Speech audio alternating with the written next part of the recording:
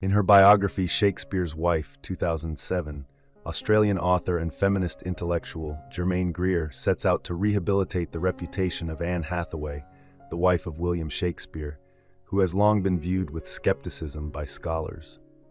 According to The Guardian, the book is a lively, scholarly work that offers both depth and dignity to the often overlooked Mrs. Shakespeare.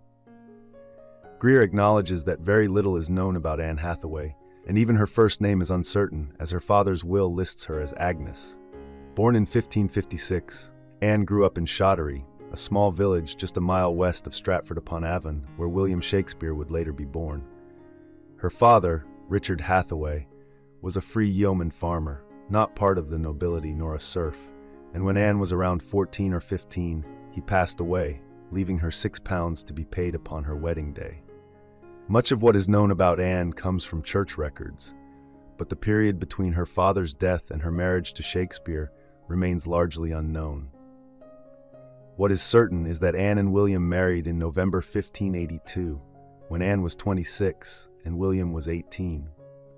The wedding was somewhat rushed, as the Worcester Chancellor allowed it to take place after just one public announcement of the marriage bans, instead of the usual 3. Just 6 months later, Anne gave birth to their first daughter, Susanna.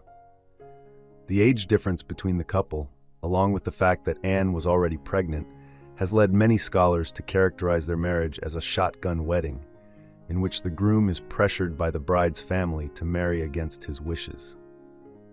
This view persisted even after documents revealed an earlier marriage application for an Anne Whatley, followed by a guarantee of £40 if William were to marry Hathaway.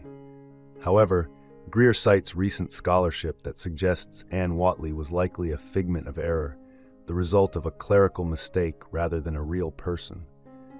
Greer also argues that neither the age difference nor the premarital pregnancy would have been unusual in Elizabethan rural England. She supports this claim by referencing similar cases from the same period. Anne's relatively late marriage may have been a result of her role as the eldest child, caring for younger siblings until they were old enough to fend for themselves. Furthermore, Greer finds numerous instances of women in the historical record who were pregnant before marriage. Lastly, she notes that November weddings, though seeming unusual today, were not uncommon during that time. Greer finds that more weddings took place in Warwickshire during the autumn of that year than in any other season, challenging the idea that November was an unusually poor choice for a wedding.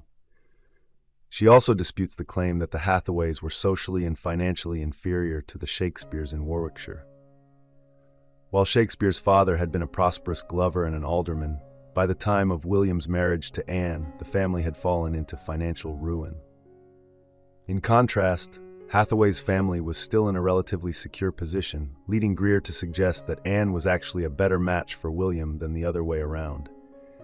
Around 6 months after their wedding, Anne and William baptized their first daughter, Susanna. The next notable record of the couple came 2 years later, in 1585, when Anne gave birth to fraternal twins, Hamnet and Judith. Tragically, in 1596, Hamnet died at the age of 11, possibly due to one of the frequent bubonic plague outbreaks that ravaged England during the late 16th century. By 1592, Shakespeare had firmly established himself in the London theatre scene. While much has been made of the fact that Shakespeare did not bring Anne to London with him, spending months away while his plays were staged, Greer argues that such an arrangement was not uncommon for the time. The final point often cited by scholars in portraying Shakespeare's marriage as one of ill fortune is the content of his will. In it, Shakespeare bequeaths everything to his daughter Susanna, except for his second-best bed. While many interpret this as a final slight against Anne, Greer argues that it reflects Anne's financial independence. She uncovers evidence suggesting that Anne ran a successful malt business in Stratford upon Avon, operating largely on her own during Shakespeare's extended absences. In conclusion, Greer critiques the misogynistic tendencies of scholars who have long viewed Anne Hathaway unfavorably. She argues that the so-called Shakespeare Wallas have created a version of the bard who cannot relate to women. Shakespeare's Wife presents a compelling re-examination of Anne Hathaway's life and challenges long-standing assumptions about her marriage to Shakespeare. Thank you for watching. If you enjoy this video, leave a like and subscribe.